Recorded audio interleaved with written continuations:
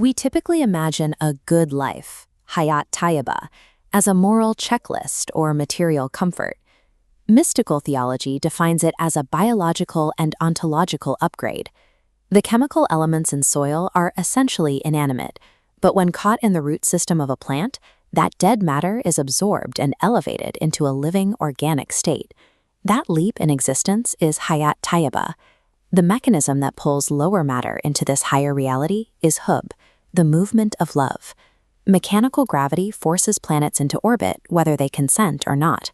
Spiritual momentum requires a voluntary internal attraction. You have to want to be pulled in. This creates a physics problem for the human condition. We are born trapped in the deterministic laws of biology and survival. We need a way to enter this higher gravitational field. This field has a specific architecture. Mystics and scholars have mapped it out as the evolutionary stations of the perfect man. To access this spiritual energy, we must reverse engineer these stations, analyzing the exact blueprint of human potential. The baseline of human existence is the animal state. Here, behavior is dictated by physical survival, ego, and determinism. This diagram maps the emergence from that baseline. Breaking out of the animal shell brings us to the first inner ring, safwat, or purity. Historically, this is the station of Adam, where human consciousness separates from instinct. Moving deeper requires abandoning transactional relationships. You cannot progress if your connections are based on utility, profit, or sensory pleasure. It requires absolute sincerity. That brings us to the second layer, khullat, or honest friendship, represented by Ibrahim. Love here becomes unconditional and completely truthful. The ultimate destination is not loving the divine. It is reaching a state of such density and purity that the seeker becomes the target of divine love. The apex of this evolution is mahbubiyyat, the station of being the beloved, realized in the Prophet Muhammad. The Quran provides a metric for this peak station. The Creator swears an oath by the Prophet's very life, using the specific term la'amruka, by your life. Reaching this core changes a person's cosmic role. They transform from a seeker of energy into a primary source of gravity for others. This diagram visualizes the next architectural framework, Rahmat lil Alamin, or mercy to the worlds.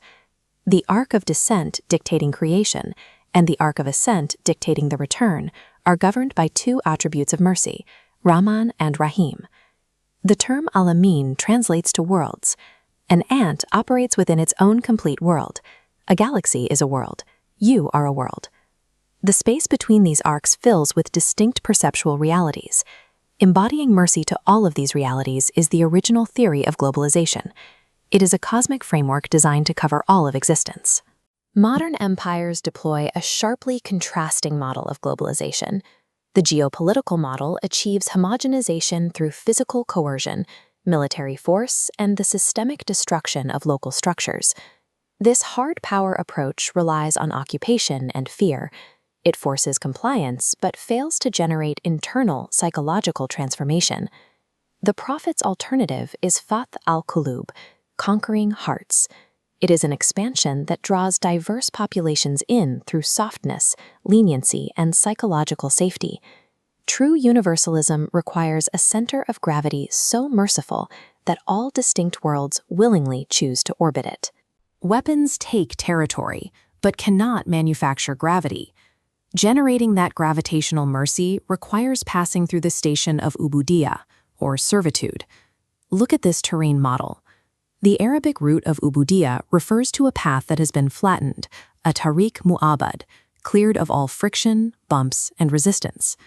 Applied to the human ego, servitude means offering zero resistance to the divine will. You eliminate internal spikes of arrogance that cause friction with reality. You can embody a specific divine trait, becoming Abdul Karim, servant of the generous. If you reflect all attributes, you reach the station of Abdallah. There is a final hidden tier above even Abdallah, the state of Abdihi, his servant. This manuscript displays the exact phrasing used in the Quran to describe the Prophet's night journey. It avoids titles and simply uses Abdihi. The pronoun he signifies a surrender to the absolute, nameless, traceless essence of the Creator. The paradox of mystical power is direct. Spiritual power and influence only manifest through self-effacement and the total annihilation of the ego. The poet Rumi analyzed the Quranic command "Kul ya ibadi," say, O my servants, to map the sociological impact of this profound servitude. The Orthodox reading interprets this as God instructing the prophet to address humanity as God's servants.